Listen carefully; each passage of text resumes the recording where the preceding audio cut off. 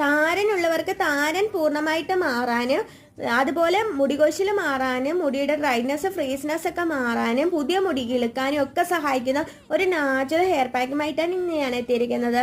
ഇത് തയ്യാറാക്കാൻ വേണ്ടിയിട്ട് നമുക്ക് വേണ്ടത് കറ്റാർ വാഴയാണ്. കറ്റാർ വാഴയുടെ സാമാന്യം വലിപ്പമുള്ള ഒരു തണ്ട് മുറിച്ചെടുക്കുക. അതിൻ്റെ രണ്ട് സൈഡിൽ മുള്ള് ചെത്തി കളഞ്ഞിട്ട് കുറച്ച് സമയം വെള്ളത്തിലിട്ട് വെക്കുക.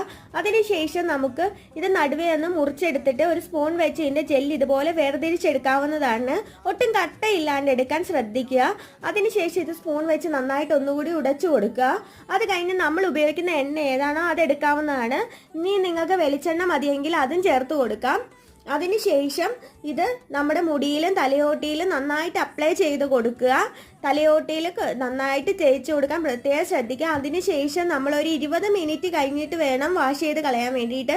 നിങ്ങൾക്ക് മൈൽഡ് ആയിട്ടുള്ള ഏതെങ്കിലും ഷാമ്പു ഉപയോഗിച്ച് വാഷ് ചെയ്ത് കളയാവുന്നതാണ്. നല്ലൊരു റെമഡിയാണ്. ട്രൈ ചെയ്ത് നോക്കിക്കോളൂ.